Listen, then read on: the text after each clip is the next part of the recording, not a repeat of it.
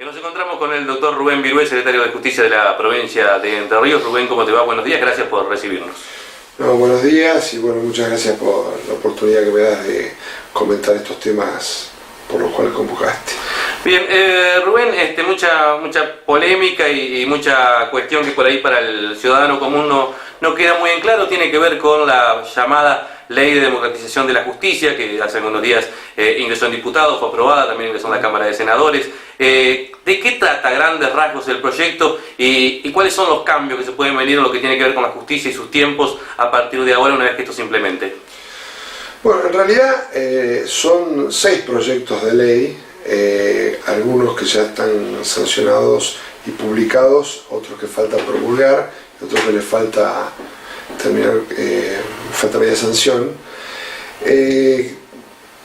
Hay varios de ellos que no tienen discusión, o sea que si bien han merecido el voto negativo de la oposición, en realidad no son los puntos álgidos de la discusión. Hay uno que tiene que ver con la publicidad de los actos judiciales, que ya está instrumentada en gran parte del país. En nuestra provincia lo tenemos, la provincia de Buenos Aires también lo tiene, determinados fueros de la Justicia Nacional también lo tienen, en el cual uno puede acceder a través de la web a los diferentes juzgados y verificar el estado de las causas sin restricciones. Esto es un tema que no merece mayor discusión. Después está también el tema del acceso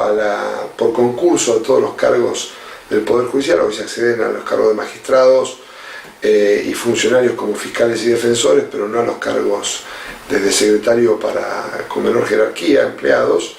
Ese también es un proyecto que en general no merece mayor discusión, como tampoco lo merece el tema de la obligación de que los miembros del Poder Judicial presenten las declaraciones juradas patrimoniales a las que estamos obligados todos quienes somos funcionarios públicos en la órbita del Estado Nacional, incluso por añadidura también en la provincia de Entre Ríos. Esto se extiende a los funcionarios del Poder Judicial, pero tampoco es un tema que merece mayor discusión. Lo que sí ha merecido, tal vez los puntos más álgidos de la discusión, tienen que ver con la modificación de la composición del Consejo de la Magistratura, que se eleva de 13 a 19 miembros, y con la forma de elección de estos miembros del Consejo de la Magistratura, que de promulgarse esta ley quedaría promulgada de hecho el próximo día 23, permitiría que los miembros del Consejo de la Magistratura, que no son legisladores, sean elegidos a través del voto popular en la elección, conjuntamente con la elección presidencial, excepción hecha de la de este año, donde se elegirán 6 miembros en esta elección de diputados nacionales. Esto sí ha merecido una discusión muy fuerte en todo el ámbito del Poder Judicial y de la oposición, porque estos sectores se oponen a que estos miembros del Consejo de la Magistratura se elijan por el voto popular. Y el otro punto que también ha tenido una discusión bastante importante es el que tiene que ver con las medidas cautelares que los jueces pueden disponer en juicios contra el Estado Nacional y sus entes descentralizados. La opinión que uno tiene, estamos hablando exclusivamente del ámbito nacional, ninguna de estas leyes tienen injerencia directa en lo que es el orden provincial. Si bien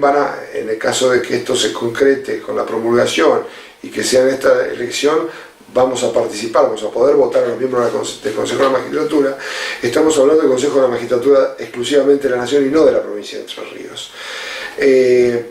En realidad creo que es importante avanzar en un proceso en el cual le permita al ciudadano común acceder al conocimiento de qué es lo que se discute cuando se está trabajando en un proceso de selección de jueces. Yo creo que esto acerca un poco un tema que habitualmente está fuera del interés y está fuera del conocimiento del común de la ciudadanía.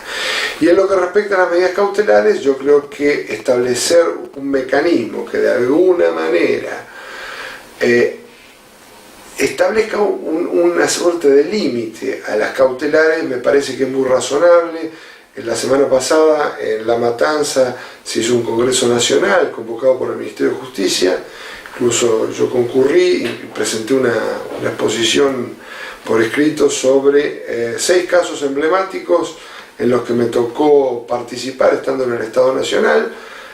algunos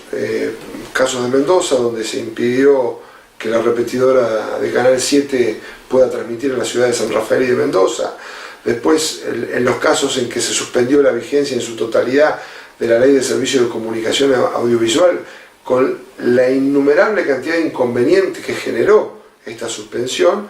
y también los casos del Fondo del Bicentenario y de la segregación de Martín Redrado como presidente del Banco Central. Todas muestras de cómo, a través de peticiones generadas ante los tribunales, se impidió el ejercicio eficaz de la gestión de gobierno. Creo que hoy, con la bilateralización o sea, el hecho de que antes de disponer la cautelar se le otorgue una vista al Estado Nacional para que explique cuáles son los perjuicios que la medida le ocasiona, creo que va a morigerar esta actividad de los jueces que anteriormente la ejercían en forma discrecional y que en muchas oportunidades han ocasionado serios perjuicios a la marcha del gobierno. La crítica de lo que tiene que ver con las cautelares tiene que ver con si no se le da un poder excesivo al Estado, este tipo de cosas. Bueno, primero que de ninguna manera implica morigerar o quitarle facultades a los jueces, sino que significa, a ver, ¿cuándo se dicta una cautelar? Se inicia una demanda y uno dice, bueno, le dice al juez, me tiene que dictar esta medida porque me puede ocasionar este perjuicio. Entonces, cuando se trata del Estado, que se supone el Estado siempre va a cumplir con las mandas judiciales, se le da un traslado al Estado para que le diga el Estado, digamos en interés del bien común, le diga al juez, mire, si la medida que usted dicta es la que me está pidiendo el que está reclamando, me ocasiona este y este otro perjuicio. Entonces ahí el juez tiene los elementos para decir, bueno, no dicto la medida tal como la está pidiendo la parte actora, sino la dicto de esta forma para asegurarle el resultado a quien la pide, pero no entorpecer la actividad del Estado. Por ejemplo, veamos el caso de la Ley de Servicios de Comunicación Audiovisual.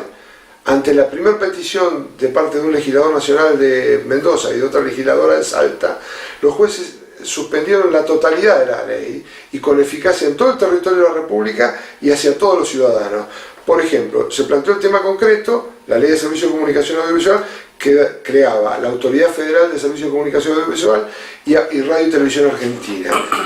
Radio y Televisión Argentina tenía en ese momento 2.500 empleados y la ley estaba suspendida. No se sabía de quién eran empleados y quién iba a pagar el sueldo. Estaban todos los equipos digitales para las transmisiones, estaban en el puerto a la orden de Radio y Televisión Argentina y la ley estaba suspendida, no podían retirarlo del puerto. Tuvo que intervenir Legal y Técnica de Presidencia y la Procuración del Tesoro para encontrar una alternativa que le permita a la sociedad pagar los sueldos. Entonces, todas esas cuestiones no fueron visualizadas por el juez porque no comprendía la magnitud de la cautelar que estaba dictando. Bueno, todo esto ahora se va a morigerar porque precisamente el Estado va a tener la oportunidad de decirlo. Y esto, enhorabuena, porque en definitiva tenemos que tener presente que el Estado Nacional debe defender los intereses de toda la comunidad y no solamente de quien está reclamando judicialmente. Bien, en lo que tiene que ver con la elección de los miembros del Consejo de la Magistratura mediante voto popular, esto no puede de alguna manera, no sé si la palabra es modificar o realizar un comportamiento en un juez que quizás por ahí se vaya a tirar medidas más populares, como se llaman habitualmente, y que quizás no sea la correcta, al ser después elegido mediante voto. En realidad el juez no va a ser elegido mediante el voto popular. El miembro del Consejo de la Magistratura que participa en el proceso de selección de los jueces es el que va a ser electo por el voto popular, va a participar en las listas, en las primarias abiertas, simultáneas y obligatorias y después en la elección general. Digamos, en ese proceso, cuando están en la selección, el juez, una vez que el Consejo define cómo se elabora la terna y se la eleva al Ejecutivo, se elimina todo tipo de injerencia de parte del Consejo de la Magistratura con respecto a la designación de ese juez, porque ya queda en la órbita del Poder Ejecutivo, que tiene que elegir entre los tres, y del Senado, que puede aprobar o no el pliego. Por ahí el tema puede tener alguna incidencia mayor cuando se trata de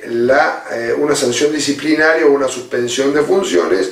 que ahí puede existir algún condicionante o que un juez puede sentirse en una situación de que si dicta una medida que puede ser que no sea de simpatía de quienes están en ese momento en el sector mayoritario, puede tener alguna consecuencia. Pero acá también tiene que ver fundamentalmente con el ejercicio responsable de la función para la cual fueron electos. Nosotros no conocemos antecedentes donde tengamos un ejercicio irregular por parte del Consejo de la Magistratura para suspender o para, digamos, tratar de segregar a un juez. Y precisamente después para la sanción definitiva, que es la segregación definitiva o la separación del cargo, se requieren los 2/3 que antes se requerían también. Así que no veo que esto pueda condicionar la actividad de los jueces. Rubén, ¿esto lograría agilizar los tiempos de la justicia para el ciudadano común?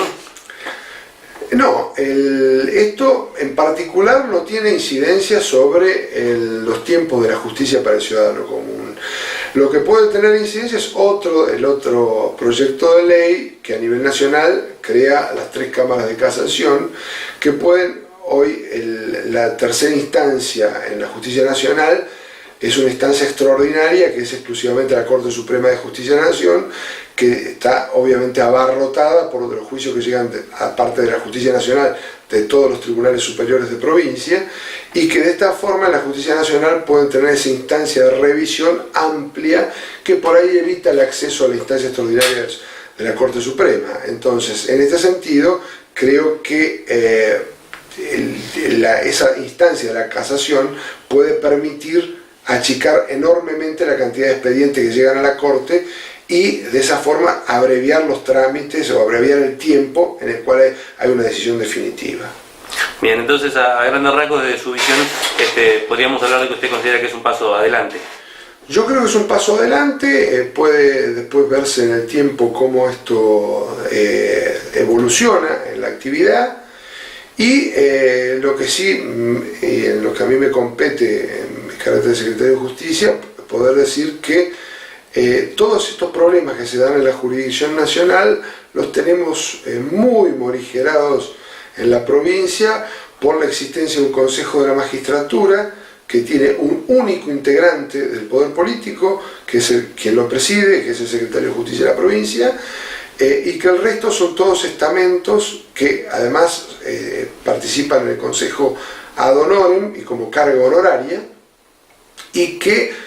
ha tenido un comportamiento más que importante y que no ha habido mayores dificultades en el proceso de selección de los jueces. Y en lo que se refiere a cautelares tampoco, porque tenemos una ley de procedimientos constitucionales que es de avanzada, que existe ya en nuestra provincia desde el año 88-89